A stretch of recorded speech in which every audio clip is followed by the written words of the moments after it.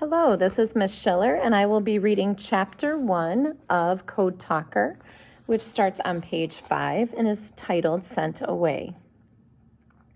I was only 6 years old, and I was worried. I sat behind our hogan, leaning against its familiar walls and looking up toward the mesa. I hoped I would see an eagle, for that would be a good sign. I also hoped I would not hear anyone call my name, for that would be a sign of something else entirely. But the eagle did not appear. Instead, my mother's voice, not much louder than a whisper, broke the silence. "Kiyazi, come. Your uncle is in the wagon." The moment I dreaded had arrived. I stood and looked toward the hills. I could run up there and hide, but I did not do so, for I always obeyed my mother, whose love for me was as certain as the firmness of the sacred earth beneath my moccasins. However, I did drag my feet as I came up from behind our hogan to see what I knew I would see. There stood my tall, beautiful mother. Her thick black hair was tied up in a bun. She was dressed in her finest clothing, a new silky blue blouse and a blue pleated skirt decorated with bands of gold ribbons. On her feet were soft, calf-high moccasins, and she wore all silver and turquoise jewelry. Her squash blossom necklace, her bracelets, her concha belt, her earrings. I knew she had adorned herself with all of these things for me. She wanted me to have this image of her to keep in my mind, to be with me when I was far from home. However, the thing I saw most clearly was what she held in her arms. It was a small bundle of my clothes tied in a blanket. My heart sank. I really was going to be sent away. My mother motioned toward the door of our hogan, and I went inside. My great-grandfather was waiting for me on his bed. He was too weak to walk, and he was so old that he had shrunk in size. He had never been a big man, but now he was almost as small as me. Great-grandfather took my hands in both of his. "Be strong, Kiyazi," he rasped, his voice as creaky as an old saddle. I stood up on my toes so that I could put my arms around his neck and then pressed my cheek against his leathery face. "Kiyazi," he said again, patting my back, "our dear little boy." I'd always been small for my age. My father used to tease me about it, saying that I was born. He made my cradle board out of the handle of a wooden spoon. My baby name was Awi Yazi, little baby. Little I was and little I stayed. I went from being Awi Yazi, little baby, to Ki Yazi, little boy. "You are small," my grandfather said, as if he could hear what I was thinking. "But your heart is large. You will do your best." I nodded. When I stepped outside, my mother bent down and embraced me much harder than my grandfather had hugged me. Then she stepped back to stand by the door of our hogan. "Travel safe, my son," Mother said. Her voice was so sad. My father came up to me and put his broad, calloused hands on my shoulders. He, too, was wearing his best clothing and jewelry. Though he said nothing, I think Father was even sadder than my mother, so sad that words failed him. He was shorter than her, but he was very strong and always stood so straight that he seemed tall as a lodgepole pine to me. His eyes were moist as he lifted me up to the wagon seat and then nodded. My uncle clucked to the horses and shook the reins. The wagon lurched forward as I grabbed the wooden backboard to steady myself. I felt a splinter go into my finger through the rough wood, but I ignored the pain. Instead, I pulled myself around to turn backward and wave to my parents. I kept waving even after we went around the sagebrush-covered hill, and I could no longer see them waving back at me. My father with his back straight and his hand held high, my mother with one hand pressed to her lips while the other floated as gracefully as a butterfly. I did not know it, but it would be quite some time before I saw my home again. The wheels of the wagon rattled over the ruts in the road. I waved and kept waving. Finally, my uncle gently touched me on the wrist. My uncle was the only one in our family who had ever been to the white man's school. His words had helped convince his sister, my mother, to send me to that faraway place. Now he was taking me there, to Gallup, where the mission school was located. "Kiyazi," he said, "look ahead." I turned to look up at my uncle's kind face. His features were sharp, as hard and craggy as the rocks, but his eyes were friendly, and the little mustache he wore softened his mouth. I was frightened by the thought of being away from home for the first time in my life, but I was also trying to find courage. My uncle seemed to know that. "Little boy," he said, "sister's first son, listen to me. You are not going to school for yourself. You are doing this for your family. To learn the ways of the Bilagani, the white people, is a good thing. Our Navajo language is sacred and beautiful.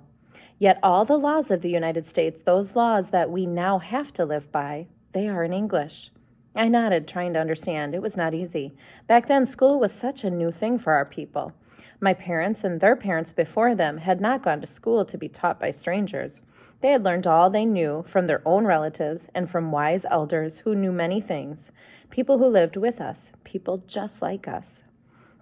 My uncle sat there quietly for a time, stroking his mustache with the little finger of his right hand.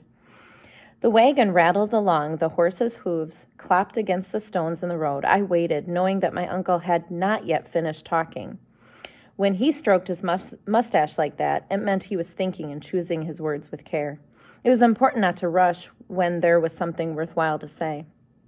Then he sighed. "Ah," he said, "your great-grandfather was your age when the Americas, led by Red Shirt Kit Carson, made their final war against the Navajos. They wished either to kill us all or remove every Indian from this land. They did this because they did not know us. They did not really understand about the Mexicans." My uncle turned toward me to see if I understood his words. I politely looked down at my feet and nodded. I knew about the Mexicans. For many years, the Mexicans raided our camps and stole away our people. We were sold as slaves. For our warriors fought back, they raided the villages where our people were held as slaves, rescuing them and taking away livestock from those who attacked us. When the Americans came, my uncle continued, our people tried to be friends with them, but they did not listen to us. They listened to the Mexicans, who could speak their language, and said that we were the bad people. Instead of helping to free us from slavery, the Americans ordered all the Navajos to stop raiding the slave traders. Some of our bands signed papers and kept the promise not to raid, but each Navajo band had its own headman. Not all of them signed such papers, so when all of our people did not stop raiding, the Americans made war on all of the Navajos. They burned our crops, killed our livestock, and cut down our peach trees. They drove our people into exile. They sent us on the long walk. Again, my uncle paused to stroke his mustache, and again I nodded. I had heard stories about the long walk from my great-grandfather. The whole Navajo tribe was forced to walk hundreds of miles to a strange and faraway place the white men called Fort Sumner. Hundreds of our people died along the way, and even more died there. The earth was salty and dry. Our corn crops failed each and every year after. Sometimes late winter storms swept in, and men froze while they were trying to work the fields. Our people began to call that place Hawildi, the long walk, the place where only the wind could live. Our people had no house, but lived in pits dug into the earth. Indians from other tribes attacked us. We were kept there as prisoners for 4 winters. Even though I was a little boy, I knew this history as well as my own name. "Kiyazi," my uncle said, his voice slow and serious as he spoke. It was hard for our people to be so far away from home, but they did not give up. Our people never forgot our homeland between the 4 sacred mountains. Our people prayed. They did a special ceremony. Then the minds of the white men changed. Our people agreed never again to fight against the United States, and they were allowed to go back home. But even though the white men allowed us to come home, we now had to live under their laws. We had to learn their ways. That is why some of us must go to their schools. We must be able to speak to them, tell them who we really are, reassure them that we will always be friends of the United States. That is why you must go to school, not for yourself, but for your family, for our people, for our sacred land. As my uncle spoke, I saw my great-grandfather's face in my mind. There had been tears of love and pity in his eyes as I left our hogan. I knew now that he had been remembering what it was like when he had been forced to go far away from home.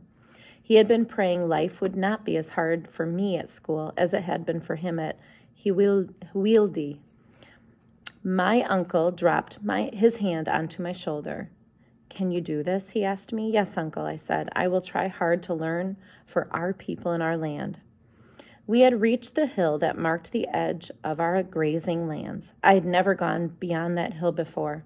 As my uncle clucked again to the horses, I noticed the pain in my finger and saw the splinter still lodged in it.